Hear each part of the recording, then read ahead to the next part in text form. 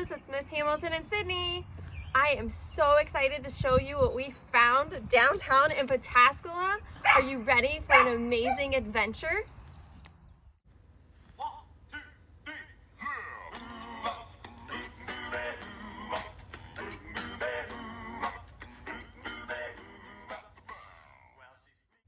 Welcome to the location of the home of one of the first founders of our area. Before being named Pataskala, it was called Canine Town, named after its founder, Richard Canine. Canine built his home here in 1851, and he started to lay out the village. And in front of that house stood a road, and it was called the Old Mud Pike. And many stagecoaches traveled that road, and it eventually became a relay station where horses were changed on their way from Newark to Columbus. The house was sold many times and was at one point called the Holly House. Today, this location is abandoned and for sale, but if it could talk, oh, those memories that it could tell. Canine was originally from New Jersey, and he moved to Ohio in 1821, and it was said that he was a man of much public spirit and enterprise, which means he was always looking for a way to improve things, and he cared for the community. His delight was to do good for his fellow men. And this was the inscription on his tombstone. And he assisted in making schools and houses in every direction, and he also donated the land for Pataskala Cemetery. Pataskala Cemetery just sits south of the town, and if you look closely, you can still see the remnants of the old iron gate. And many of the founding fathers, they're laid to rest here in this beautiful location. One interesting fact about this cemetery is that it holds the largest bitter nut hickory tree of the state, and it was 10 feet in circumference in 2001. Man, I wonder how much it has grown since then. Running east and west to the middle of the town is a single railroad track. The track in the area has changed many times over the years. Pataskala was considered a flag station. If someone wanted off the train, they had to flag the conductor. And if nobody wanted off the train, they hung a mail sack on a pole as they went by. And in 1853, there was a single track and a train station on the south side. A new station was added in 1857 on the north side. In 1951, over 150 trains per day went through the town. That was one almost every 10 minutes. Pataskala was a busy place. Today, we might only see about 4 trains that travel through our town each day. If you look south of the tracks, you'll see the site where the Human Store stood in 1834. It does look a little different now because in 1916, it did burn and was rebuilt. And J.S. Green started to develop more of Pataskala, and he made several businesses. A few of the same buildings in that location still stand today. The Pataskala Standard was founded in 1886, and it's still in print today, and the office has moved to Newark, but the building still stands. When you think of Mama Linda's Pizza, you don't think of banking. This building has had several businesses, and in 1888, W.H. Meade II and J.S. Humans created the Pataskala Banking Company. This company is still running strong after 122 years. The building's iconic clock, it can still be seen as you drive down Main Street. And as you look up, know that you're seeing that same view that a kiddo your age saw in 1902. We take a quick turn behind the bank, and we see a parking lot.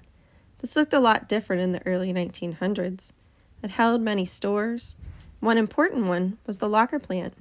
Meat was brought in to be kept in rented lockers. And it closed in 1965 when freezers were more popular in homes. Across the street, you'll see a gray building, and it holds Chet's Auto Body Repair. It was hard to believe that in 1915, this was the location of the ABC Bakery. We move over to Main Street, and you can see the new Ivory Barn. In 1850, a large hotel was built, which had many names: the Eureka House, the American House, and finally the Hotel Green. Behind it had a horse barn and a 2-lane bowling alley. The train brought businessmen who would rent out the rooms daily. We move a few streets west, and we come to one of the most intriguing locations. Did you know there still stands a roller rink in Pataskala? Of course, it's not in business, but in 1900, it was located on Wood Street, and they moved the building in 1922. The west end had a balcony for a band, and skating was all the rage back then, and the rink was overly crowded. If you take a stroll down a few back streets, you come to two of the oldest houses in Pataskala. Between them is one of the old fire stations. The oldest house was built by Alonzo Palmer in 1853, and the second oldest was built by Calvin Dibble in 1854 and was originally a log home. The first Pataskala Fire Department ran out of the town hall, and it used the bucket brigade to put out fires. In 1950, a new building was built on Jefferson Street. It said that it was the first in the county to have an emergency squad, first all-volunteer department to have a paramedic program, and first to have a home alerting system. In 1982, they changed the name to the West Licking Joint Fire District, and now we have 5 stations. If you look hard enough, you'll be able to find the third oldest house in Pataskala. It was built in 1888 by James Brooke, and it's located between Jefferson and Mill Street. In 1850, the first one-room school was built by J.S. Green, where the old town hall is located. And in 1870, they built a 2-story brick building. And eventually, in 1908, a 3-acre plot was bought from the Joseph family, and their house was up and moved to allow for the building of Pataskala School. And in 1930, more classrooms and a gym was added. And they say in 1951 that they could fit all 12 grades into that auditorium. In 1955, it became an elementary, and the high school was moved to the current Watkins Memorial. If you look close enough, you might recognize one of those rooms.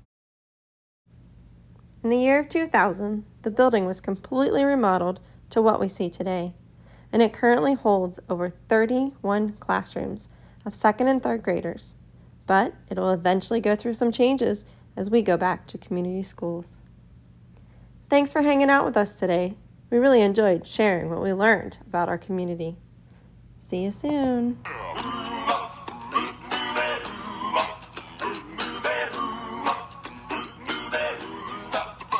Well, she sneaks about the world from Vegas to Carolina. She's sticking finger culture from Berlin down to Belize. Take you for a ride on no bus to China. Tell me where in the world is Sydney and Miss Hamilton.